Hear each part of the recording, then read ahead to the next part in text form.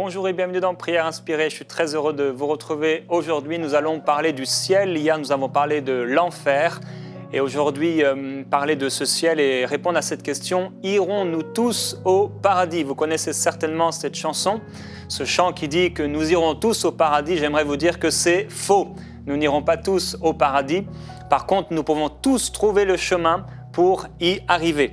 Et aujourd'hui, dans cette émission, peut-être c'est la première fois que vous la regardez, et bienvenue à vous. On va répondre à ces questions. Qu'est-ce qu'on appelle le paradis? Je vais faire pas mal de remarques sur le paradis. On va répondre bien sûr à cette question. Irons-nous tous au paradis? Qui n'ira pas au ciel? Et pour terminer, comment échapper à l'enfer et rejoindre le ciel? Qu'est-ce qu'on appelle le paradis? Déjà, la Bible dit que Dieu a mis dans le cœur de chaque être humain la pensée de l'éternité. Au fond de vous, qui que vous soyez, vous savez qu'il y a quelque chose de plus que cette vie présente. Au fond de vous, si vous êtes sincère et honnête, si vous aimez la vérité, si vous êtes honnête et sincère envers la vérité, vous savez quelque part que vous n'êtes pas juste venu comme ça. Vous savez quelque part au fond de vous que ce n'est pas juste le Big Bang qui a créé les cieux, la terre et tout ce qui existe. Autant je pourrais frapper des rochers ensemble et jamais un iPad ne sortirait. Autant des cailloux de quelque sorte que ce soit ou je ne sais quelle explosion n'aurait jamais pu créer quelque chose d'aussi compliqué que même ton œil ou un cheveu de ta tête. Il a fallu un créateur.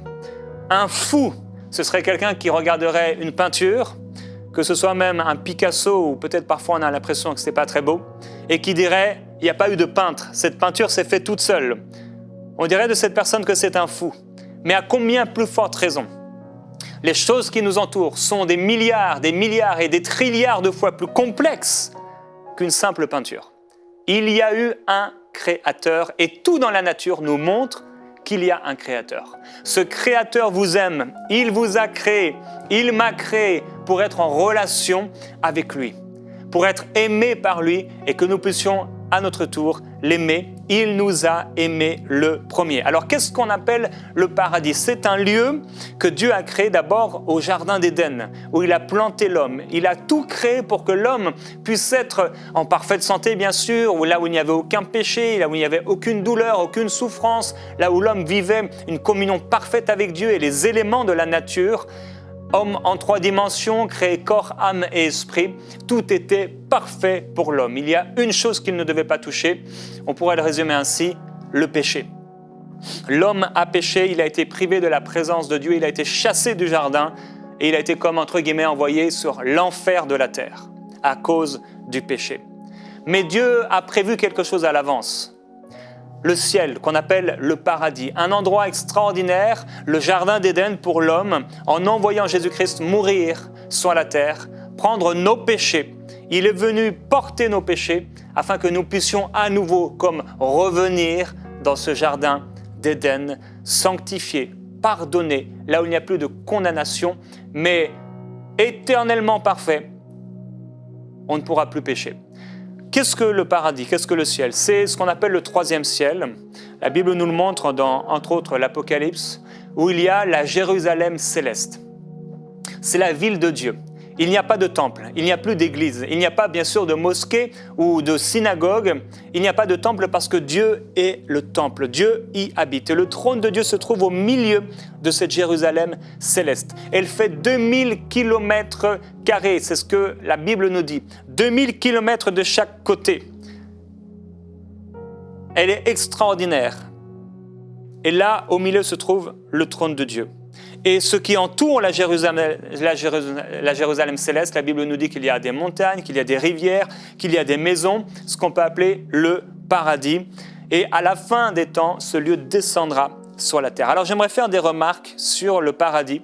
À partir d'un verset, on va rester sur ce verset toute cette émission aujourd'hui, qui se trouve dans Matthieu au chapitre 8 au verset 11, on va l'afficher maintenant, où il est écrit « Or, je vous déclare que plusieurs viendront de l'Orient et de l'Occident, et seront à table avec Abraham, Isaac et Jacob dans le royaume des cieux. Mais les fils du royaume seront jetés dans les ténèbres du dehors, où il y aura des pleurs et des grincements de dents. » Au début du verset, « Or, je vous déclare que plusieurs viendront de l'Orient et de l'Occident. Jésus ici va parler du ciel et de l'enfer. Il y en a qui vont aller au ciel, dans la présence de Dieu. Il y en a d'autres qui vont aller en enfer, dans des tourments éternels. Il dit donc, je vous déclare que plusieurs viendront de l'Orient et de l'Occident.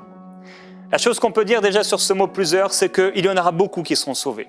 Une foule nombreuse qu'on ne pourra compter sera sauvée. Il est vrai que la porte qui mène au salut est étroite, il y en a peu qui la trouvent, et le chemin qui mène à la perdition éternelle, il est large.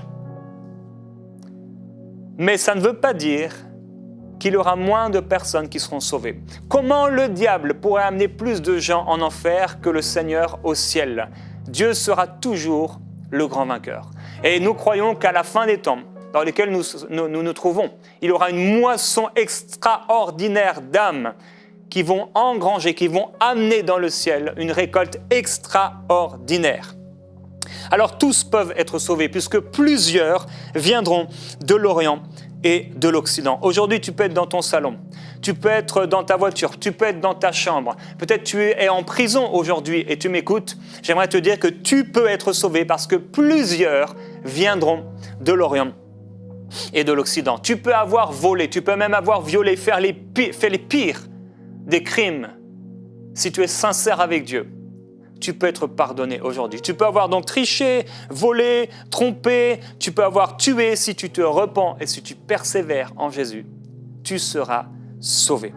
Tu peux avoir tellement commis de péchés qu'ils te sortent par les oreilles, tu peux être pardonné. Il est écrit dans les évangiles, va dans les chemins le long des haies et presse les gens d'entrer afin que ma maison soit remplie. Peut-être aujourd'hui, je ne sais pas sur quel chemin tu es en train de te trouver. Je ne sais pas derrière quelle haie tu es en train de te cacher. Mais il n'y a aucun arbre, aucune haie qui sera assez grande pour te cacher de la présence de Dieu parce que Dieu te cherche, parce que Dieu te veut. Comme dit la parole de Dieu, le roi David, si je me cache, tu es encore là. Donc il écrit dans ce verset, « Or je vous déclare que plusieurs, on peut l'afficher à nouveau, viendront. Plusieurs viendront de l'Orient et de l'Occident. Oui, ils viendront.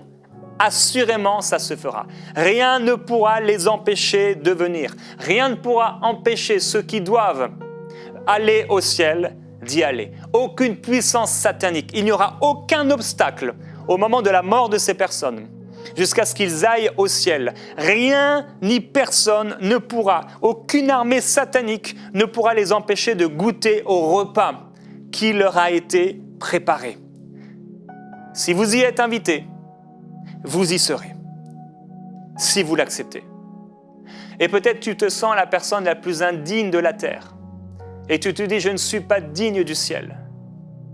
En effet, tout comme je suis indigne du ciel et du pardon.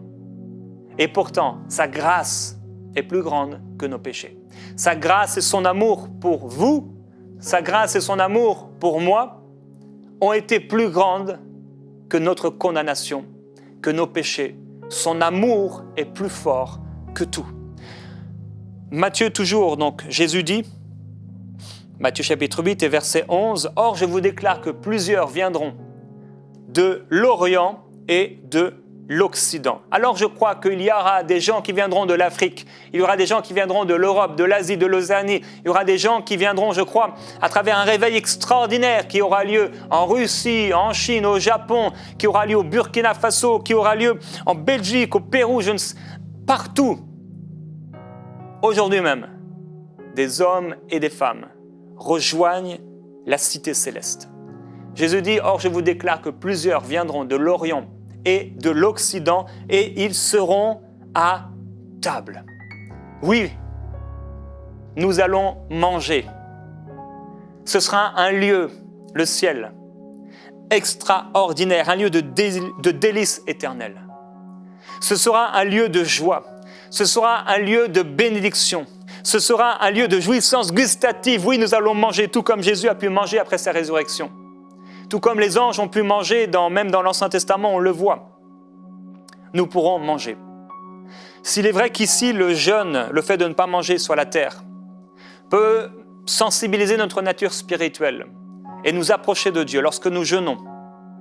Et s'il est vrai aussi que lorsque nous sommes rassasiés de nourriture, il est souvent plus difficile de prier.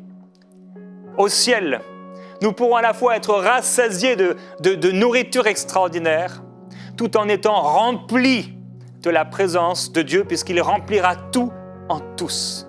La nourriture ou quoi que ce soit ne pourra nous éloigner de sa présence, parce qu'il sera tout en tous. Et nous le connaîtrons comme nous avons été connus, c'est extraordinaire.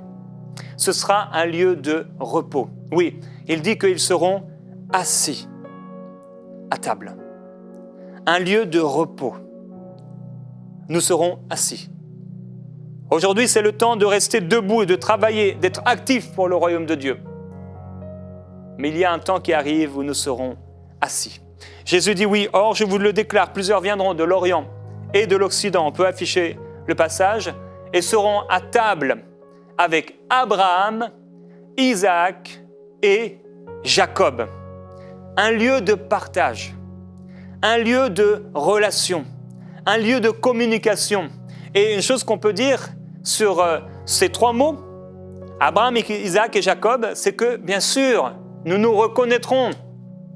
Est-ce qu'arrivé au ciel, on aura moins de capacité intellectuelle, de capacité de mémoire qu'aujourd'hui? Bien sûr que non. Nous allons gagner en mémoire. Si aujourd'hui, il est peut-être parfois difficile de se souvenir de certains prénoms, au ciel, nous nous souviendrons de tous ceux que nous allons rencontrer. Nous serons assis avec Abraham, Isaac et Jacob. Nous les connaîtrons. Nous nous reconnaîtrons.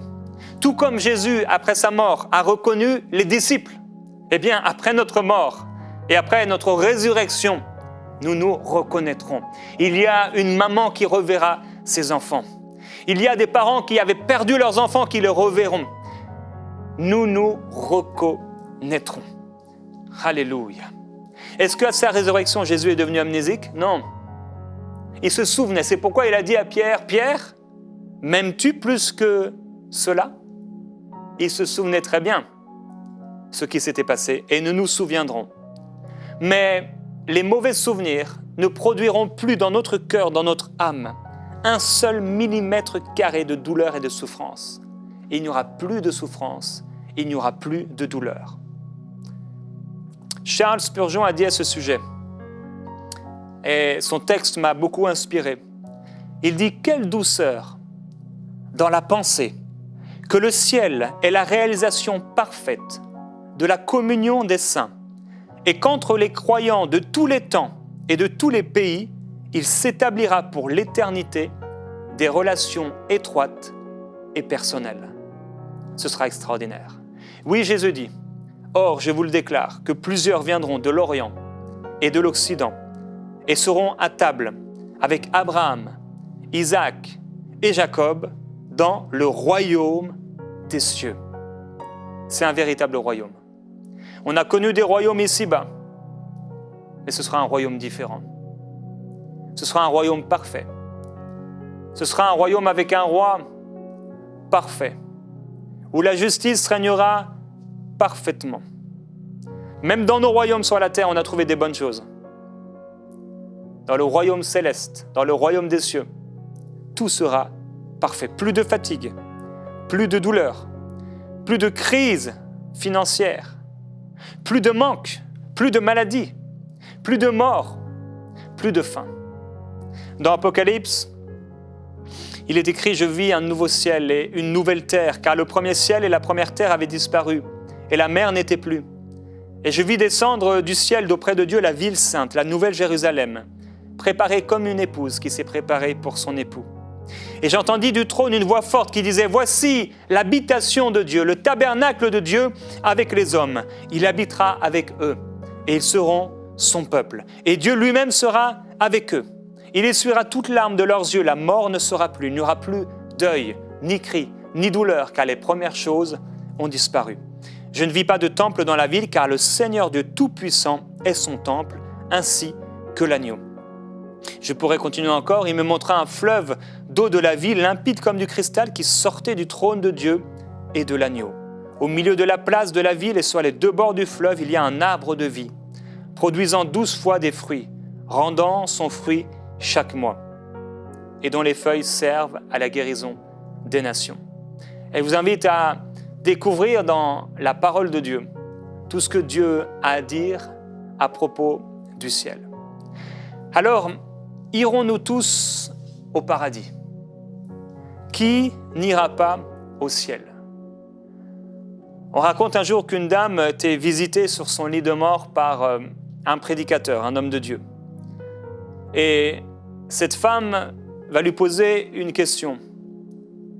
Elle va dire, mais est-ce que vous ne pensez pas qu'au ciel, il existe des endroits différents pour les différentes classes de la société? Je n'aimerais pas me trouver au même endroit que ma servante. Et l'homme de Dieu de répondre à cette femme, Madame, ne vous mettez pas en peine à ce sujet, car aussi longtemps que ce diabolique orgueil existera dans votre cœur, vous n'avez pas à craindre d'aller au ciel. Qui n'ira pas au ciel? Est-ce qu'on ira tous au paradis? Il écrit dans la deuxième partie du verset qu'on va afficher à nouveau, « Mais les fils du royaume seront jetés dans les ténèbres du dehors, où il y aura des pleurs et des grincements de dents. » On parle ici des fils du royaume. Ce sont des gens qui appartenaient ou qui devaient appartenir au royaume. Ils devaient être sauvés. Jésus donc nous a parlé de ces premières personnes, ceux qui vont aller au ciel, ils vont être attirés comme un aimant, attirés dans la présence de Dieu. Et ces personnes qui vont être jetées en enfer. Les fils du royaume, certains pour aller dans la présence de Dieu, d'autres malheureusement pour aller en enfer. Pourquoi? Les fils de ce royaume qui ne vont pas être sauvés sont, par exemple, toutes ces personnes religieuses qui pensent qu'ils sont sauvés à cause de leurs œuvres. Ce sont ces personnes qui vont allumer un cierge à l'église en s'imaginant que ce cierge a la capacité de les approcher de Dieu. Ce sont ceux qui écoutent des messages mais qui ne les mettent pas en pratique. Ce sont aussi les enfants de parents chrétiens, les fils du royaume, qui sont nés dans une famille chrétienne, qui ont vu leurs parents servir Dieu et qui ont refusé de se soumettre à ce Dieu, qui ont refusé de vivre pour Dieu. Et certains enfants de chrétiens vont croiser au jugement dernier le regard de leurs parents, comme Pierre a croisé le regard de Jésus-Christ quand il l'a trahi par 3 fois, quand il l'a renié par 3 fois. Il a croisé le regard de Jésus. Et il y a des enfants qui vont croiser le regard de leurs parents. Et il sera trop tard. Leurs parents qui ont intercédé pour leur salut. Leurs parents qui ont prié pour eux. Et ces enfants ont grandi dans une atmosphère de piété, une atmosphère de la présence de Dieu. Et ils ont préféré le péché à la piété. Ce sont aussi tous ceux qui vont refuser de se soumettre à la seigneurie de Jésus. Et qui, dans cette vie présente, ont été leurs propres maîtres. Oui, après la mort vient le jugement. Et il y a, la Bible dit, des grands livres qui seront ouverts. Et dans une même famille, certains seront placés à la droite du Seigneur pour la vie éternelle et d'autres à sa gauche pour la mort éternelle. Dans une même famille, certains seront sauvés et d'autres non. Il est écrit toujours dans Matthieu, « Mais les fils du royaume seront jetés dans les ténèbres du dehors. » Ils seront jetés. Ils seront liés aux pieds et aux mains.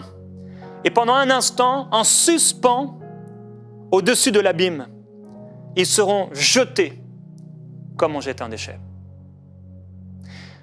Dans les ténèbres du dehors. C'est ce qu'il est écrit dans Jean chapitre 3 et au verset 19. « Et ce jugement, c'est que la lumière étant venue dans le monde, les hommes ont préféré les ténèbres à la lumière parce que leurs œuvres étaient mauvaises. Et parce qu'ils ont préféré les ténèbres, ils vont se retrouver éternellement. Alors oui, si nous persévérons, nous régnerons aussi avec lui. Mais si nous le renions, lui aussi nous ruinera. Jésus a dit, efforcez-vous d'entrer par la porte étroite, car je vous le dis, beaucoup chercheront à y entrer et ne pourront pas. Et j'aimerais vous parler, à vous, les enfants des chrétiens, qui avez peut-être grandi, à vous qui avez entendu l'évangile et qui vivez n'importe comment. Tu as entendu parler de Dieu. Tu t'es assis sur cette chaise, sur ce banc de l'église. Tu as lu la parole et elle a été devant tes yeux. Tes maîtres, tes enseignants, tes parents t'ont enseigné à propos de ces choses. Et tu t'es éloigné. Et tu n'as plus la foi. Tu l'as perdu, la foi. Et tu ne vis plus pour Dieu. La Bible dit que si nous péchons volontairement, après avoir reçu la connaissance de la vérité, il ne restera plus de sacrifice pour les péchés. Qui se trouvera au ciel? Ce sont ceux qui font la volonté de Dieu. Qui se trouvera en enfer? Ce sont ceux qui ne font pas la volonté de Dieu. Oui, Jésus dit, les fils du royaume seront jetés dans les ténèbres du dehors. Il y aura des pleurs et des grincements de dents. En enfer, on n'espère plus. Il n'y a plus d'espérance de sortir de là. Plus d'espérance même de mourir. Plus d'espérance d'être anéanti. Et les gens seront jetés, non pas mais les gens seront jetés pour toujours. Jetés pour toujours. Que vous soyez un vieillard, vous avez du mal à marcher aujourd'hui, du mal à respirer, vous sentez dans votre corps peut-être une maladie quelconque. Que vous soyez un homme mature avec une belle voiture, vous avez réussi. Un jeune homme qui passe son temps, une jeune fille, à se maquiller sur les réseaux sociaux, qui que vous soyez aujourd'hui, soit vous lui appartenez et vous êtes en direction du ciel, soit vous ne lui appartenez pas et vous vous appartenez à vous-même et vous êtes en direction de l'enfer. Je me souviens pas très loin d'ici, de ces studios, à même pas 1 kilomètre, il y avait un vieil homme qui s'asseyait toujours, du matin au soir, à boire de la bière, de l'alcool, à regarder les voitures passer comme une vache qui regarde le train passer. Nous ne sommes pas appelés à être comme des animaux qui regardent les choses passer, mais à prendre une décision. Et je voyais cet homme et je disais, il faut que je le partage l'évangile.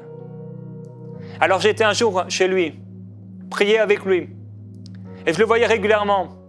Et un jour j'ai vu devant sa maison, alors qu'il était toujours assis à cette même place, un jeune homme que je n'avais pas vu, que je n'avais jamais vu. J'ai continué ma route et pris de remords, je me suis dit non, il faut que j'aille lui partager l'évangile. Je suis retourné.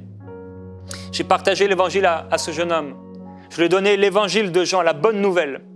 Et je me suis assis aux côtés de ce vieil homme qui était toujours en train de boire, de fumer. Et là, rapidement, j'étais là, dans la présence de Dieu, partageant avec lui. Le lendemain, le siège n'était plus là. Il était mort. Après la mort, vient le jugement. Est-ce que nous irons tous au paradis? Non. Beaucoup iront en enfer. Un plus grand nombre encore iront au ciel. Mais un grand nombre iront en enfer. Celui qui croira et qui sera baptisé sera sauvé. Non seulement il faut croire, mais il faut être baptisé de la nouvelle naissance. Il faut passer par ces eaux du baptême. Ce n'est pas ça qui nous sauve. Le brigand, nous le savons, n'a pas eu le temps de se faire baptiser. Mais il avait la foi dans le cœur. Et ensuite, il faut persévérer. Le brigand sur la croix, à côté de Jésus, n'a pas eu le temps de persévérer. Nous avons besoin de persévérer dans la foi. C'est aujourd'hui le jour du salut. Qui ira en enfer? La Bible nous le dit. Les lâches, les incrédules, les abominables, les meurtriers, les impudiques, les enchanteurs, les idolâtres, tous les menteurs, tous ceux dont le nom n'est pas inscrit dans le livre de vie, tous ceux qui n'ont pas fait d'alliance avec Dieu, iront en enfer. Aujourd'hui, si tu entends la voix du Seigneur, comment tu vas échapper à l'enfer et rejoindre le ciel? Non, nous n'irons pas tous au paradis, c'est le plus grand mensonge qui t'a été donné. En mettant ta foi dans le Seigneur Jésus-Christ. Christ est mort pour nos péchés. Christ est mort pour tes péchés. Comment tu pourras aller au ciel et ne pas être jeté en enfer? Le seul chemin qu'on découvrira plus dans l'émission de demain, c'est Jésus-Christ. Nous n'irons pas tous au paradis. Et il est possible que certains d'entre vous qui m'écoutez, vous n'irez pas au paradis parce que vous avez refusé d'accepter le cadeau gratuit de la vie éternelle. Mais si vous entendez ma voix aujourd'hui,